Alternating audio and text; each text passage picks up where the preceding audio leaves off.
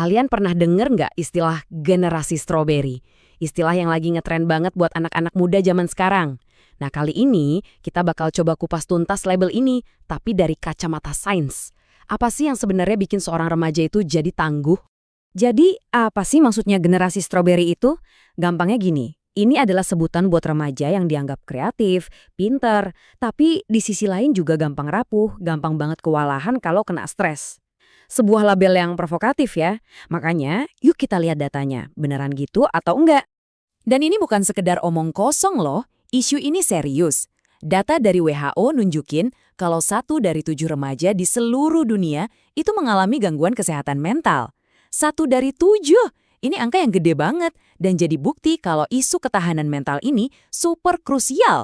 Nah, pertanyaannya sekarang, apa sih yang bedain antara remaja yang kesulitan sama yang justru bisa berkembang pesat waktu menghadapi tekanan? Jawabannya ada di satu kata kunci, resiliensi, alias kemampuan buat bangkit lagi setelah jatuh. Oke, sekarang kita masuk ke bagian intinya. Kita bakal coba telusuri apa itu resiliensi.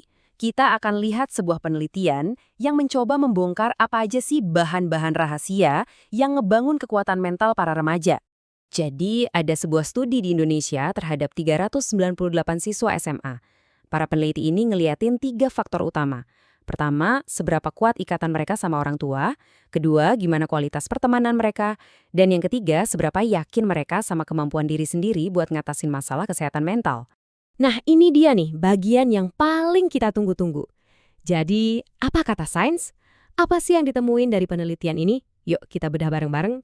Hasil pertamanya aja udah bikin kaget. Coba lihat deh, cuma 17,1% remaja yang ngerasa punya ikatan yang aman sama orang tuanya. Kecil banget kan? Sebagian besarnya, 55% itu ambivalen. Artinya hubungannya nggak jelas, kadang dekat, kadang jauh.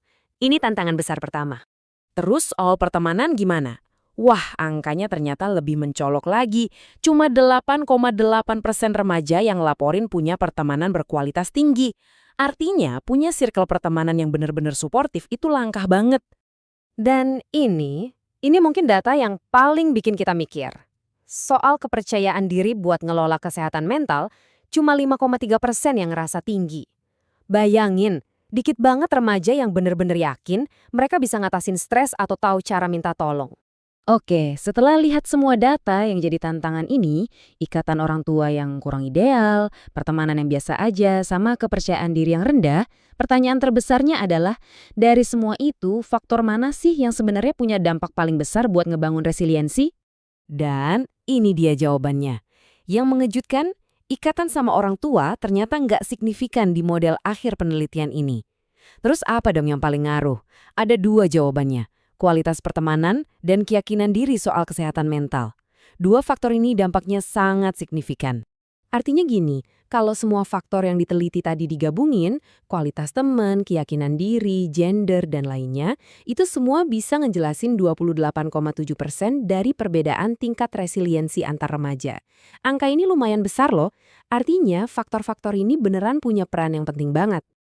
Oke, kita udah punya datanya. Sekarang pertanyaannya, terus gimana?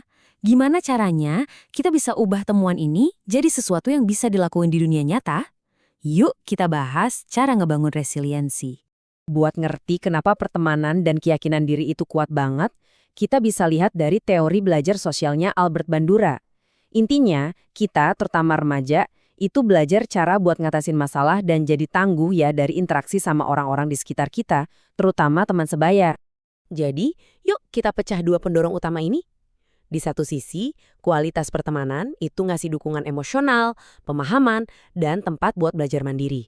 Di sisi lain, keyakinan diri kesehatan mental itu soal percaya sama kemampuan diri sendiri buat ngadepin tantangan mental. Dua-duanya ini fondasi yang super kokoh. Nah, dari temuan ini, jalannya jadi kelihatan jelas. Pertama, kita perlu bantu remaja ngebangun pertemanan yang positif. Kedua, penting banget buat ningkatin pemahaman soal kesehatan mental. Dan ketiga, kita perlu ciptakan sistem pendukung yang kuat, entah itu di sekolah, keluarga, atau komunitas. Jadi, kalau kita tarik kesimpulan, pesannya jelas banget. Kalau kita mau ngebangun generasi yang tangguh, fokus kita nggak bisa cuma ke keluarga aja. Kita harus fokus banget memberdayakan remaja lewat support system dari teman-temannya dan ngebangun rasa percaya diri mereka buat ngelola kesehatan mental mereka sendiri. Nah, sebagai penutup, saya mau ninggalin kalian dengan satu pertanyaan buat direnungkan. Daripada kita sibuk ngasih label generasi stroberi, gimana kalau kita ganti pertanyaannya jadi gini? Gimana caranya kita semua, sebagai orang tua, pendidik, dan masyarakat, bisa nyiptain sebuah lingkungan di mana persahabatan yang kuat dan keyakinan diri bisa tumbuh subur